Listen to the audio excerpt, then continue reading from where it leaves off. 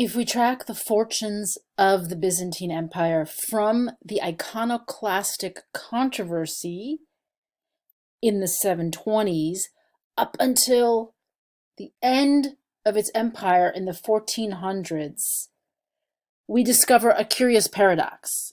The art remains vastly influential.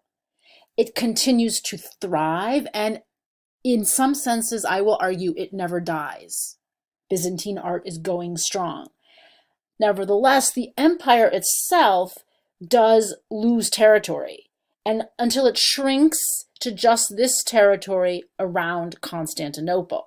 So remember, it began under Justinian in this vast pink region. He recovered much of the old Western Roman Empire, but it is losing territory and becoming quite a small little regional empire.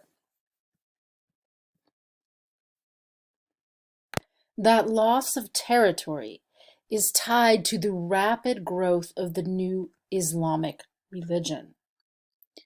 Islam, which means submission to God, is also one of the great Abrahamic monotheisms.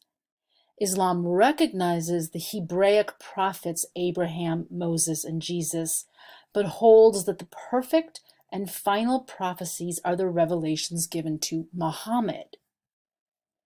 The name Muhammad in Arabic means the illustrious one.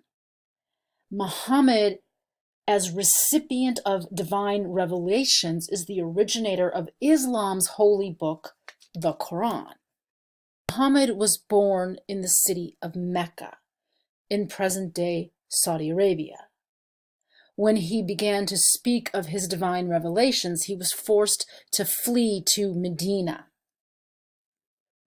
When he returned to Mecca with his followers, they went to the Kaaba, the major shrine that had been in existence as part of the indigenous polytheistic Arabic religions, and he destroyed the figures from those polytheistic religions, converting Mecca to Islam and making this shrine one of the great sacred spots in the world and the major pilgrimage site for Muslims.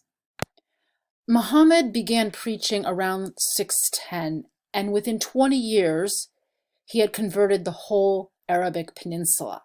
If you look at this map showing expansion of Islam under Muhammad, so the dark green is indicating that very rapid expansion in the 20 years since he begins preaching. And then the medium tone is the expansion of Islam up till 650 CE, a vast expanding territory that goes to today's Afghanistan, goes into Egypt, and of course is getting very close to the Byzantine Empire.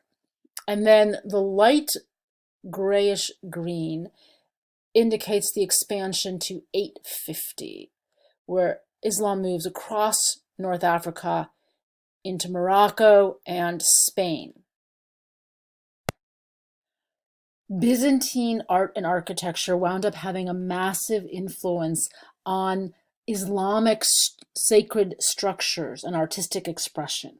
One of the best examples is the Dome of the Rock, built in Jerusalem in 691. The spot it's on is sacred to Judaism, to Christianity, and to Islam. Depending on who you ask, it is the place of Adam's burial, Abraham's sacrifice of Isaac, Muhammad's famous night journey to heaven, and the site of the first Jewish temple. So incredibly sacred, overloaded with meaning for many people. In terms of the structure that monumentalizes this site, it is very closely related to the San Vitale Church in Ravenna, an octagonal shape with a domed center. One of the big differences is the exterior.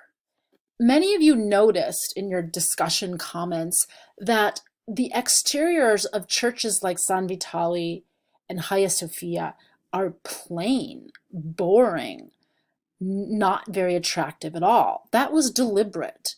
The preference in the Byzantine tradition was to have a plain exterior so that stepping inside into the glorious interior is a kind of dramatization of stepping into the sacred realm of God, the experience of leaving the world of sin and entering the world of heavenly perfection.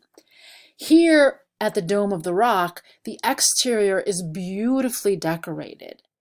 And the gold that is so important to Byzantine sacred art, that shining gold reflecting light, that is on the exterior, on the dome, as if to announce the glories of Islam, of Muhammad's vision present here at this site. Here, looking in the interior, you see the use of Byzantine-style gold mosaics. You see the windows that ring the bottom of the dome. You see the archway, the arcade, the arches above columns, the use of marbles, the use of decorative patterning. You notice that all of the mosaics here are curving ornamental forms based on natural forms, plants and flowers. And there are, of course, importantly, calligraphic writing, sacred text. The Islamic tradition will be aniconic. Aniconic is different than iconoclastic. Iconoclastic is destroying images. Aniconic is refusing them or refraining from. In the sacred context, Islamic art refrains from figurative depiction.